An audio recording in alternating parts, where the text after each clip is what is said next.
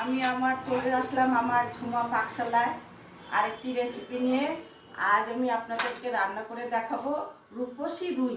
রূপসী রুই রান্না করব, আপনারা সাথে থাকুন, দেখুন আমি কিভাবে রান্নাটা করি। প্রথমে নুন, হলুদ আর নুনটা মেখে নিচ্ছি। গরম হয়ে গেছে, আমি তেল দিয়ে দিচ্ছি। মাছগুলোকে ভেজে নেব। মাছগুলোকে ভেজে নেব।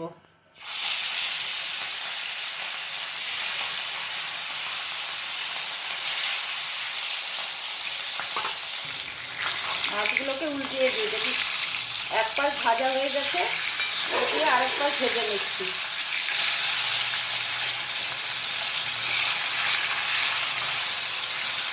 মাছটা আমার ভাজা হয়ে গেছে। এইভাবে আমি আর সবগুলো মাছকে ভেজে নেব। কষি রুয়ে পেঁয়াজটা বেশি লাগে, আমি একটা অনেক বড় পেঁয়াজ বেটে নিয়েছি, সেই বাটা পেঁয়াজটাকে আমি দিয়ে দিলাম সবার প্রথমে।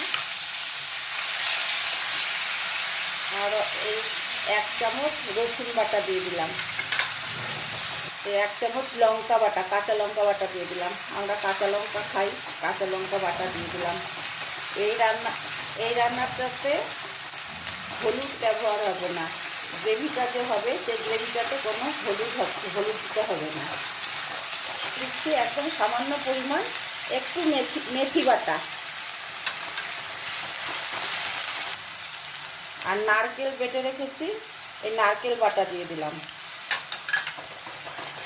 দিয়ে একটু কষিয়ে নিচ্ছি। এইসব দিয়ে উপকরণগুলো দিয়ে একটু কষিয়ে নিচ্ছি।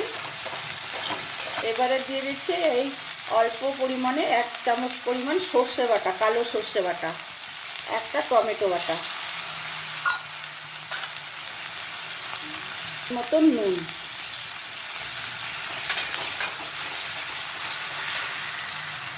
আর সামান্য পরিমাণে একটু চিনি দিয়ে দিলাম। এবার আমি মশলাটাকে কষিয়ে নেব, ভালো করে কষিয়ে নিচ্ছি। দেখুন আমার কষানো হয়ে গেছে, তেল ছেড়ে দিয়েছে মশলা থেকে। এবারে আমি জল গরম করে রেখেছি, গরম জলটা দিয়ে দেব।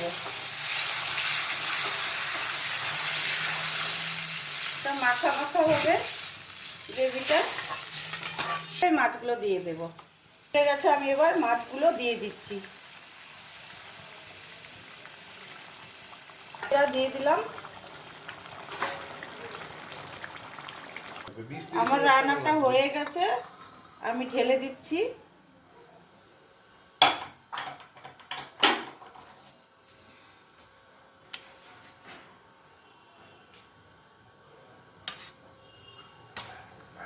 আমি অল্প নারকেল কোড়া দিয়ে দিচ্ছি।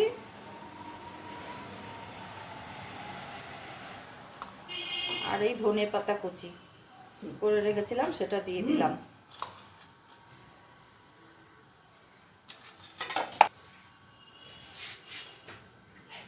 বন্ধুরা, রান্নাটা আমার কেমন লাগলো লাইক কমেন্ট করবেন, শেয়ার করবেন। ভালো থাকবেন, সুস্থ থাকবেন।